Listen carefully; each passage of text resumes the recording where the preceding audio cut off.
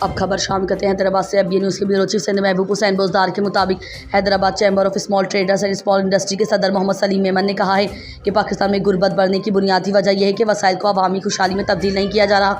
انہوں نے کہا کہ 2022 اور 2025 کے تباہ کن سیلاب نے لاکھوں گھرانے اجاڑ دیے، کھڑی فصلیں اور زرعی زمین کو تباہ کیا۔ انہوں نے کہا کہ دوسری بڑی وجہ یہ ہے کہ ملک کی بڑی آبادی غیر رسمی شعبے میں کم اجرت اور غیر محفوظ ملازمتوں پر گزارا کر رہی ہے، جو خاندانوں کو غربت سے نکالنے کی صلاحیت نہیں رکھتی۔ اس کے ساتھ تعلیم اور ہنر کے فقدان کے باعث نوجوان بہتر روزگار کے مواقع حاصل کرنے سے محروم ہیں۔ انہوں نے کہا کہ زراعت، جو کہ پاکستان کی معیشت کی ریڑھ کی ہڈی ہے، وہ بھی اپنی اصل استعداد کے مطابق عوامی خوشحالی میں کردار ادا کرنے میں ناکام ہے۔ کسان فصلیں تو پیدا کرتے ہیں، لیکن زرعی چین میں کمزور لنکس، پروسیسنگ کی کمی، اسٹوریج کی سہولتوں کا فقدان اور مارکیٹ تک محدود رسائی کی وجہ سے وہ اپنی محنت کا پورا معاوضہ وصول نہیں کر پاتے۔ انہوں نے کہا کہ بے نظیر انکم سپورٹ پروگرام BISP کے فنڈز کا ایک معقول حصہ، مثلاً ابتدائی طور پر صرف 5% پروڈکٹیو پاتھ وے یا گریجویشن پلس کے پائلٹ پروگرامز میں ری ڈائریکٹ کیا جائے، جس سے تقریباً 36 ارب روپے دستیاب ہو سکتے ہیں۔ اس سے ایسے چھوٹے یونٹس قائم ہو سکیں گے جو روزگار پیدا کریں۔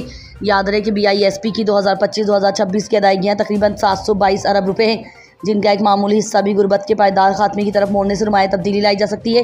انہوں نے کہا کہ غربت کم کرنے کے لیے مائیکرو فنانس کو صرف قرض تک محدود نہ رکھا جائے، بلکہ تربیت اور مارکیٹ تک رسائی کے ساتھ جوڑا جائے۔ بلا سود قرض ماڈلز کی شراکت میں چھوٹے ڈیری، پولٹری، گھریلو فوڈ پروسیسنگ اور خواتین مرکوز انٹرپرائزز کو مالی و تکنیکی مدد دی جائے تاکہ وہ براہ راست منڈی تک رسائی حاصل کر سکیں۔ اس کے ساتھ ساتھ دیہی صنعتوں اور لائیو اسٹاک کے چھوٹے یونٹس کے لیے سبسڈی یا اینجل فنڈنگ فراہم کی جائے تاکہ گاؤں کی سطح پر مہارت بڑھے، روزگار پیدا ہو اور مقامی ویلیو ایڈنگ کا دائرہ وسیع ہو۔ اس کے ساتھ ٹیکنیکل کالجز کو نجی سیکٹر کے ساتھ جوڑ کر مارکیٹ ڈیمانڈڈ کورسز متعارف کرائے جائیں اور نوجوانوں کو IT اسکلنگ، فری لائسنگ اور انکیوبیشن کے ذریعے شہروں اور دیہات دونوں میں معاشی سرگرمیوں کا حصہ بنایا جائے۔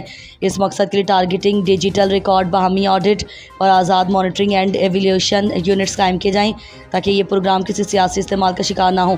انہوں نے وفاقی حکومت سے مطالبہ کیا کہ فوری طور پر BISP کے اندر ایک پائلٹ ریفارم کمیٹی قائم کی جائے، جس میں وفاقی و صوبائی نمائندوں کے ساتھ پرائیویٹ سیکٹر، مائیکرو فنانس اداروں اور سول سوسائٹی کو بھی شامل کیا جائے۔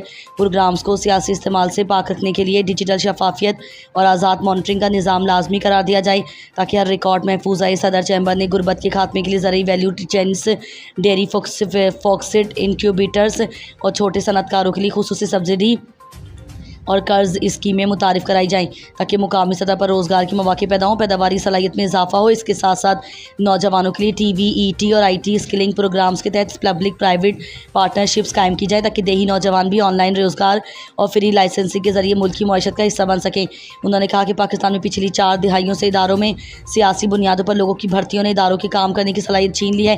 اب بہتری ایک ہی صورت میں ممکن ہے کہ حکومت پاکستان کے چیمبرز اور پرائیویٹ سیکٹر کے قابل لوگوں کو پالیسی و فیصلہ سازی میں شامل کرے اور ایماندار و باصلاحیت لوگوں کو آگے لا کر اداروں کی بہتری بنائے جائے۔